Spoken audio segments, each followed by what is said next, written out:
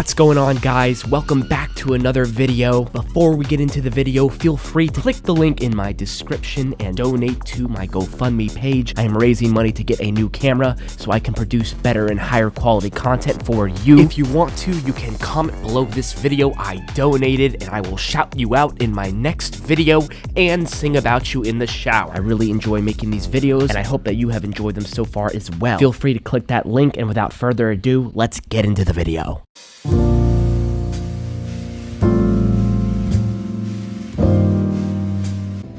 Hey guys, so today I want to talk to you about Everything Everywhere All at Once. And then I'd like to tell you about the film Everything Everywhere All at Once.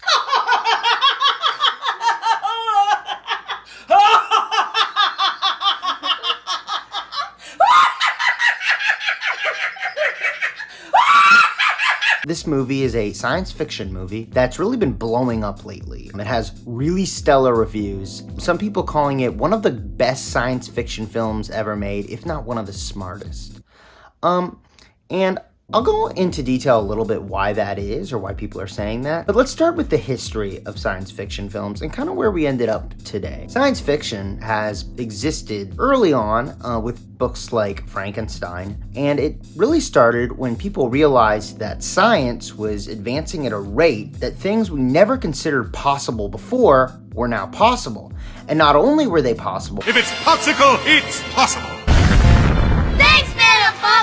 Don't thank me, it was you! A lot of moral implications or just interesting implications in general. As time went on, though, we got a lot of different types of science fiction. Some films like Star Wars were less about the hypotheticals of science and more about fantasy worlds that are justified by science itself. But today, we're in a weird situation where at some point along the way, science fiction changed, and it was no longer about, what are the hypothetical implications of advancements in science and exploring interesting scientific ideas. And now it's almost more of a meta-commentary on why do we find certain types of science fiction so entertaining. So if Frankenstein were to be made today, it would probably have less to do with the immorality of life and what does that really mean when man plays God, and more to do with why do we desire life? What does life give us? It could be a metaphor about birth.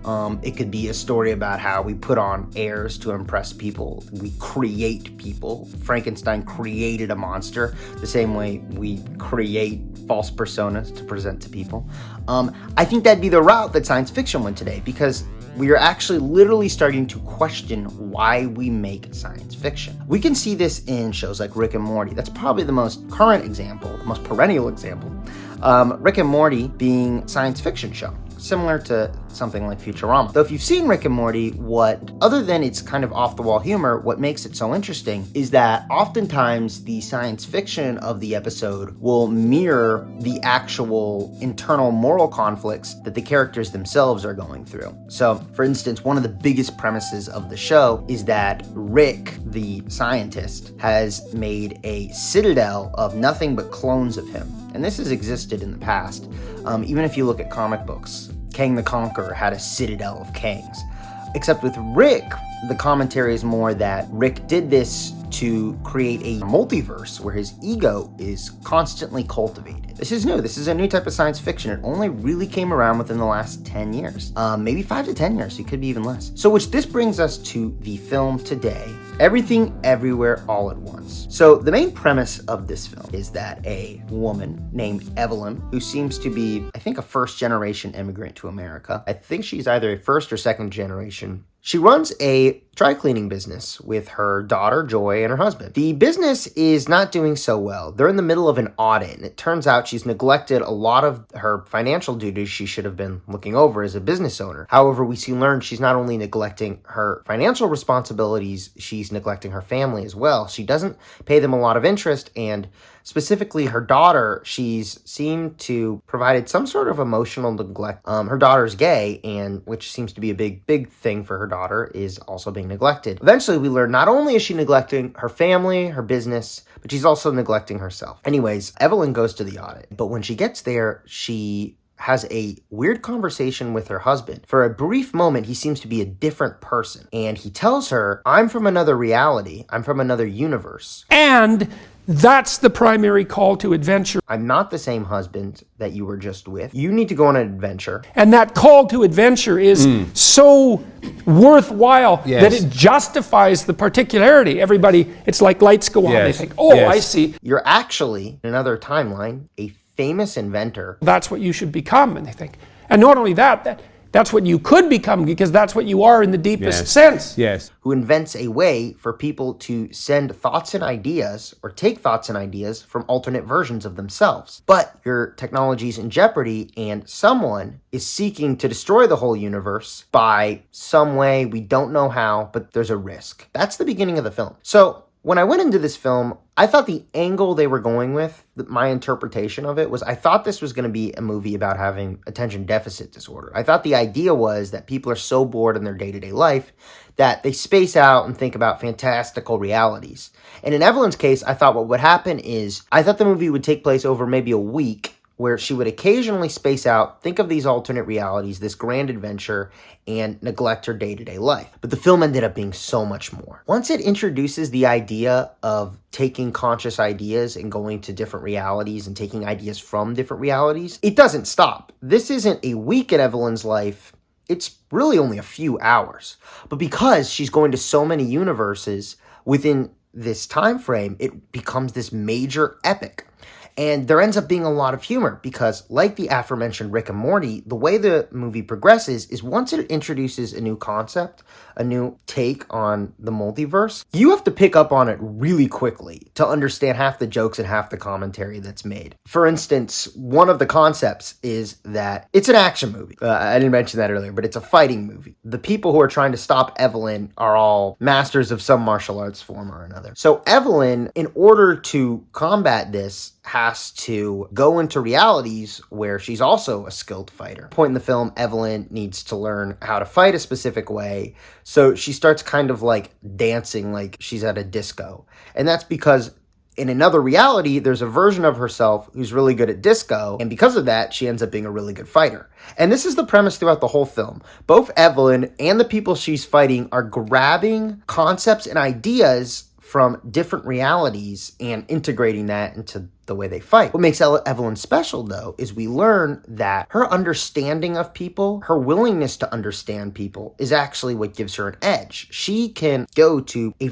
far wider length of conscious realities to attain, special techniques from them. The deeper meaning behind this, and it's probably the most interesting aspect of the film, is Evelyn as a character is flawed in that she's not conscientious. She doesn't seem to think that much about the people around her or her responsibilities, but she's also very critical. One of the ways she dismisses people around her is by pointing out a flaw or something she sees wrong in other people and quickly writes them off. What's interesting is there's a duality. Because Evelyn is so critical and judgmental, it actually makes her very open-minded. So think about this for a second. If someone can dismiss you based on the smallest aspect of your character, then in some ways, they are also very open-minded because they can notice those aspects of your character. People who aren't as intelligent or aren't as engaged, they might still dismiss you, but it might not be for an identifiable reason, which actually might end up making them interested. Well, Evelyn's special in that she can kind of pick up if people are,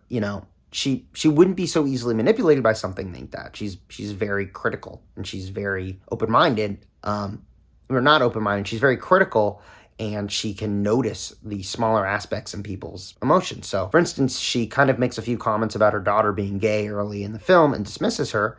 She's smart enough to appreciate that her daughter is gay, but not smart enough to be open to that. And that's the conflict of the character throughout the film, is her not just being hyper aware of her, or not just being aware of people, but also being willing to understand people. And it's a movie about understanding. Ultimately, there is a larger message, and it's about the meaning of life. This film kind of touches on, what does it mean to be a human? I mean, the science fiction in the film justifies it. On the other hand, I think the film kind of falls apart a little bit in its final act because it's not willing to narrow its subject matter to a more specific situation. The film, and there's going to be a few spoilers here, the film understands the biggest issue with being aware of all the different possibilities in life, being aware of a multiverse, being an intelligent person, having a general understanding of how the world works can lead you to a very cynical view of reality, which is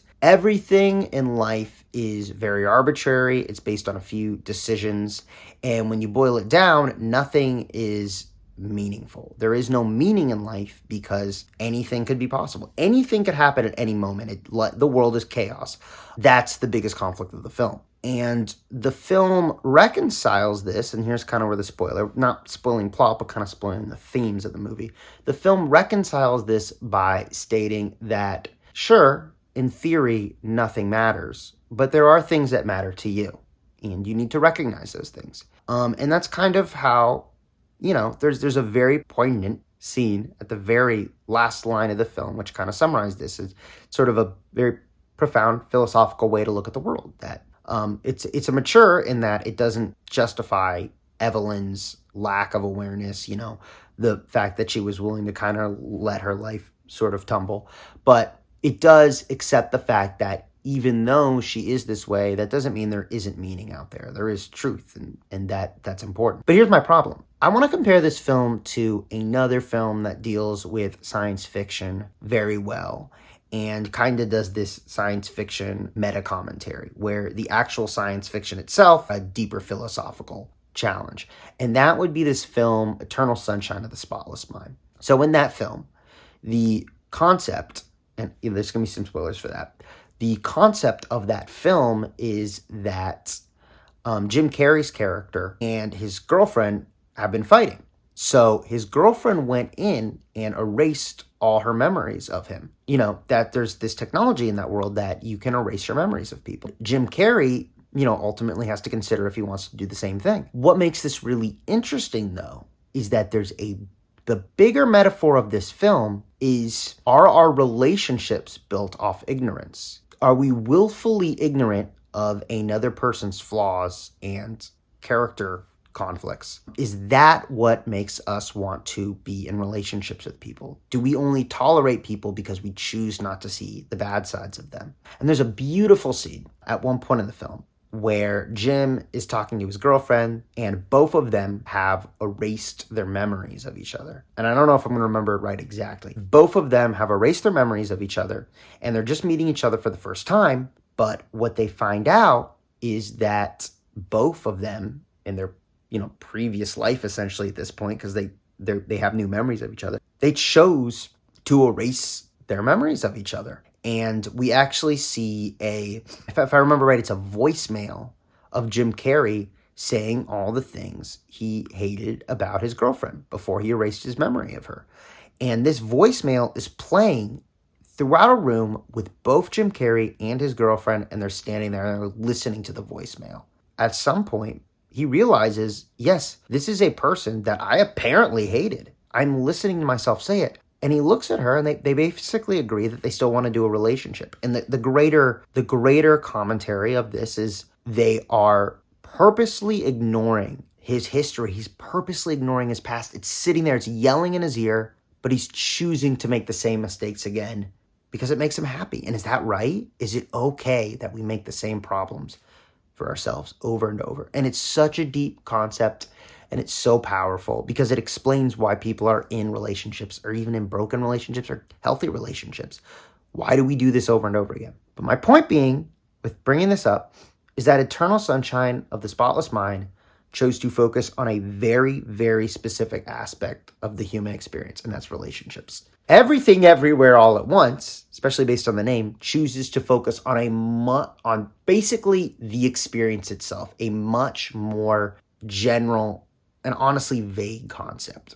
I wonder, in my day-to-day life, am I going to refer back to Everything Everywhere All at Once as kind of a reference point for the philosophical challenges it shows in the film? And I'm not sure if I will. Eternal Sunshine of the Spotless Mind, I definitely will. But is Everything Everywhere All at Once a good representation of, one, nihilism, and two, broken families? I would think to a certain degree, no. The problem with depicting essentially depression, which is what this film is showing, is that there's very little philosophical reinterpretation you can do if you're truly a clinically depressed person, from what I understand. Psychology might help. A lot of times you have to be medicated. But my understanding of it is that there isn't just something you can tell yourself. It's a process. It's something you really have to, it's something that you can't be expected to just magically do on your own. But this film is kind of suggesting you almost could. That's not as mature to me as something like Eternal Sunshine of the Spotless Mind or Rick and Morty. You know, Rick and Morty has similar concepts, but, you know, Rick has never come to grips with his, with both his nihilism, but also his egotisticalness or his ego. They still struggle with it. So the fact that this film is offering a solution to nihilism and kind of depression seems a little bit, it comes off less mature than the previously mentioned films. And I have to wonder, films and, you know, Rick and Morty, I have to wonder if ultimately, at the end of the day, the filmmakers and the writers who made Everything Everywhere All at Once were so overwhelmed and honestly impressed with themselves that they could think of something so interesting like a multiverse film that was actually a deeper message about people.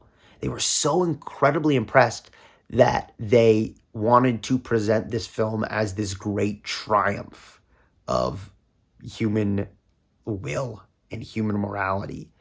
When other filmmakers realize Eternal Sunshine of the Spotless Mind, yes, they might have an incredibly engaging concept, but that doesn't mean they have the answers.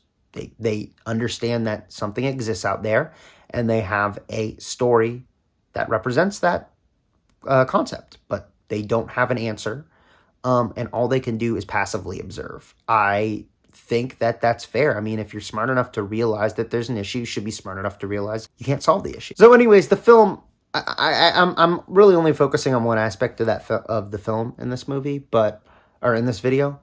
But I think it's something we should consider going forward, especially if science fiction is going to continue to move in this direction, where we're actually criticizing ourselves for making sci-fi. We need to realize that science fiction is a good way to view the world. Ultimately, every science fiction movie exists because it helps to compartmentalize a lot of abstract ideas we have that we wouldn't be able to through traditional storytelling or through traditional stories based in reality.